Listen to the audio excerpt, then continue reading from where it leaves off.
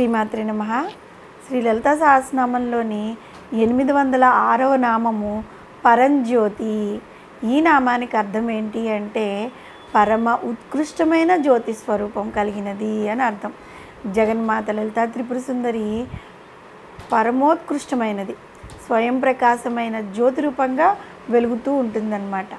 పరంజ్యోతి అనే నామానికి పరదేవత లలితాంబకి యొక్క నిర్గుణ నిర్వికల్ప నిరాకార స్వరూపాన్ని మనకి తెలియజేస్తూ ఉంటుంది.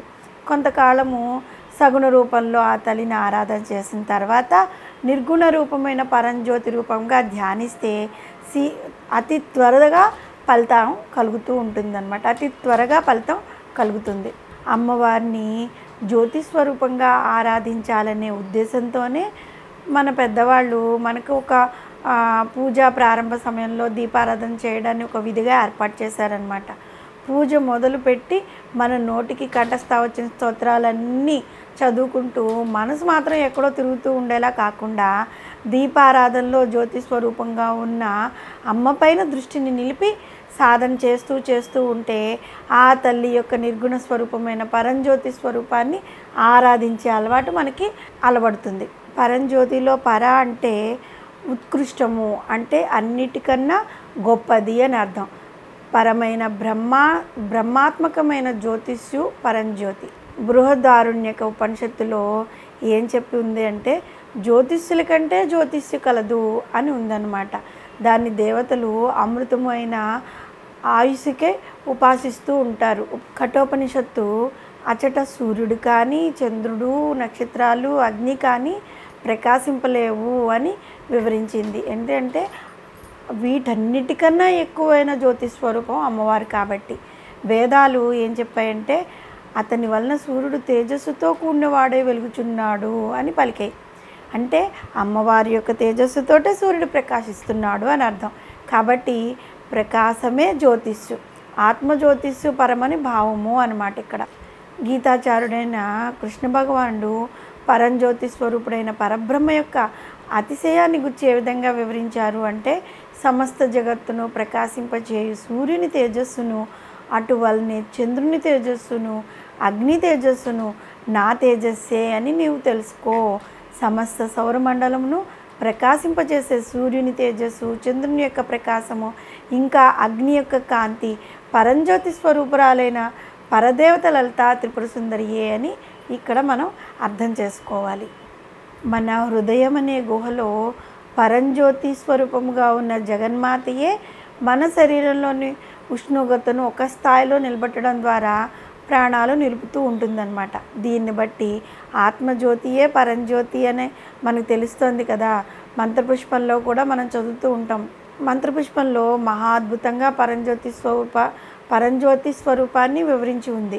మంత్రపుష్పంలో మనం చదువుతూ ఉంటాం అనుకున్నాం కదా. దానికి అర్థం ఏంటి అంటే మన హృదయాకాశంలో మహాగ్ని ప్రజ్వలిల్లుతూ ఉంటుంది, అదే పరంజ్యోతి. ఆ పరంజ్యోతి యందు వడ్లగించి యొక్క కొన వంటి చాలా సన్ననైన రూపంలో ఉన్న శిఖాగ్రంలో పరమాణువుగా సర్వదేవతా స్వరూపంగా వెలిసి ఉంటుంది అమ్మవారు.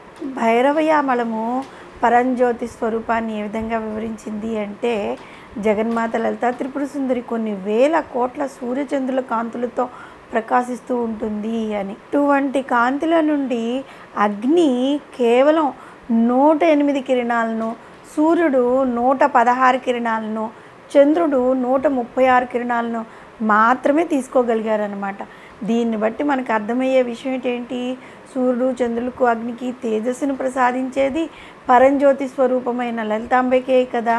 ఈ పరంజ్యోతి స్వరూపాన్ని మహాకవి పోతన గజేంద్ర మోక్షంలో ఎంత అద్భుతంగా వివరించారంటే లోకంబులు లోకేశులు లోకస్తులు దెగినతు దిన నా లోకంబగు పెంజీకటి కవ్వల నెవ్వండో కాకృతి వెలుగునతని నే సేవింతున్నారు.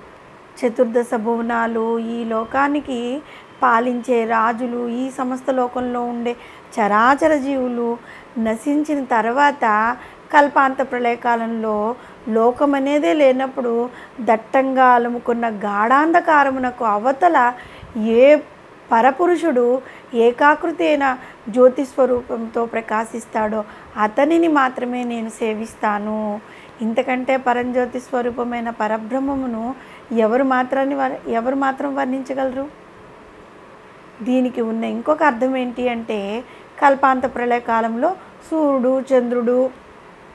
దీనికి ఉన్న ఇంకొక అర్థం ఏంటి అంటే కల్పాంత ప్రళయ కాలంలో సూర్యుడు చంద్రుడు అగ్ని మొదలైన తేజస్సులన్నీ కూడా భగవంతుల్లో లీనమైపోతే పరంజ్యోతి మాత్రమే వెలుగుతూ ఉంటుంది. ముందుగా సగుణ రూపంలో అంటే ఒక ఫోటో పెట్టుకునో ఒక విగ్రహం పెట్టుకునో పూజించడం మొదలుపెట్టి తర్వాత నెమ్మదిగా ధ్యానంలో అమ్మవారి మీద అచంచలమైన భక్తితో పూజిస్తూ పరంజ్యోతి అయిన అమ్మవారిని జ్యోతి రూపంలో కనుక మనము పూజిస్తూ ఉన్నట్లయితే మనలో అంధకారాల్ని పోగొడుతుంది. అంధకారం అంటే ఇక్కడ మనలో ఉండేది చూపు వల్ల వచ్చే అంధకారం కాదు, అజ్ఞానము అనే అంధకారాన్ని అమ్మవారు పోగొడుతుంది. అంతేకాకుండా బాధ అనే అంధకారాన్ని అమ్మవారు తీసేస్తుంది. ఇంకా ఏ బాధలు లేకుండా అమ్మవారు చేస్తుంది. చివరిగా మోక్షానికి అమ్మవారు గమ్యాన్ని చూపిస్తుంది, దారిని చూపిస్తుంది. శ్రీమాత్రే నమః.